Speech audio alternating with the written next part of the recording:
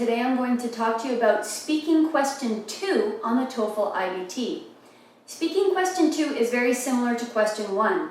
It's also independent, which means you can talk about anything you want as long as you address the topic they give you. You don't have a listening or reading to do for this one. The ETS will ask you to choose between 2 behaviors, lifestyles, or courses of action. Like question 1, you have 15 seconds to prepare, and you have 45 seconds to speak your answer. This question may be about something you prefer, like, do you prefer living alone or living with a roommate? Do you prefer eating in restaurants or eating in your house? It could ask you what's better for people in general, such as what's better for students. An example question for that would be, some students prefer to live in a dormitory while they attend classes. Other people prefer to live at home with their parents while they're attending classes. Which do you think is better for students, and why? Whatever question you get, you're going to have to choose one or the other as better and give several reasons to defend your position and say why it's the better choice.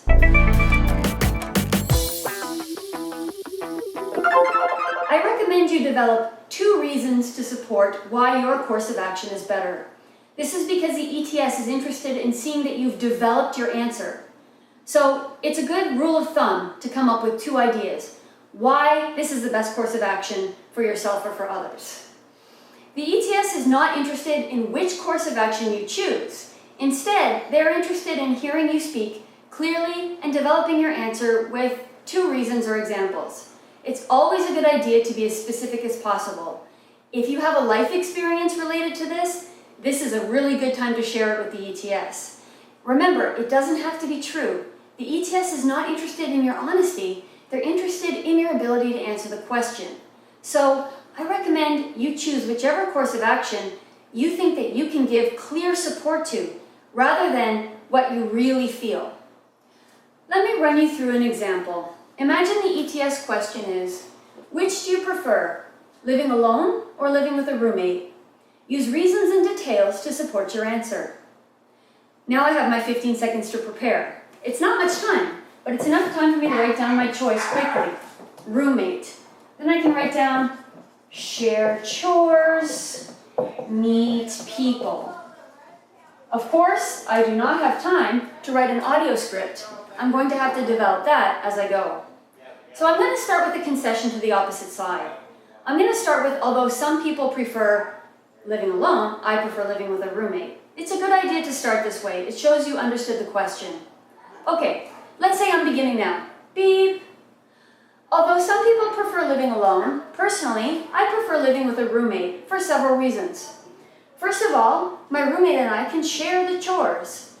My roommate and I currently have an arrangement where she does the chores one week and I do them the next week. It works out really well because I have a week off from doing chores, which I really don't enjoy. So it's nice to have a vacation from chores. Secondly, I can meet more people. My roommate has her own friends and I have my own friends. Once a month we have a get-together at the apartment where everyone comes over and we have a potluck. I've met many new people that way through her. So I prefer to live with a roommate rather than living alone. Lastly, of course, my students want to know, teacher, how can I get a 4? 4 is the highest possible score you can get on this question. Now, the ETS uses the same rubric for questions 1 and 2. So what I'm about to say now applies for question 1 as well. First of all, don't worry if you're still speaking when the beep goes, because they're used to people having more to say than they can say in 45 seconds. That will not cost you points. Now, if you finish speaking before the beep goes, that's only a problem if you haven't developed your response very fully.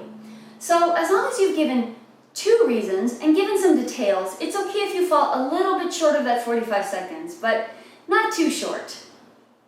The ETS wants an intelligible answer. That means simply that they must be able to understand everything you say. I know that all my students have accents, and that is okay. Everyone has an accent, even me. The accent does not take away from your score unless it interferes with the ETS's ability to understand what you're saying. That is what intelligible means. It means that they're able to understand you. As for pacing, Try not to speak too quickly or too slowly. Don't rush through your answer, but on the other hand, try to keep pauses to a minimum.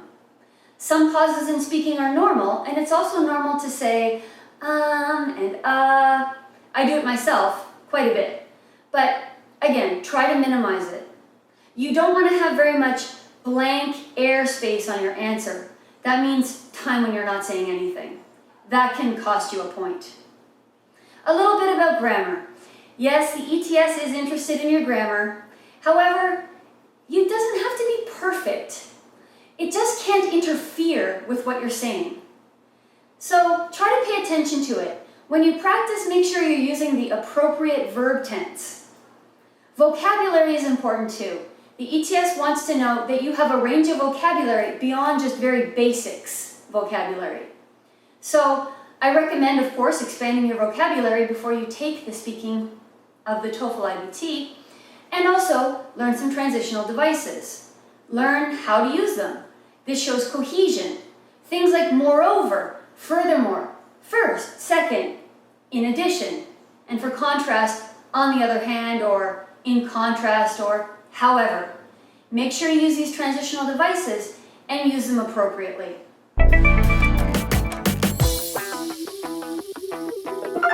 The ETS wants to see that you have a range of vocabulary at your disposal that you can use. So try to use synonyms if possible.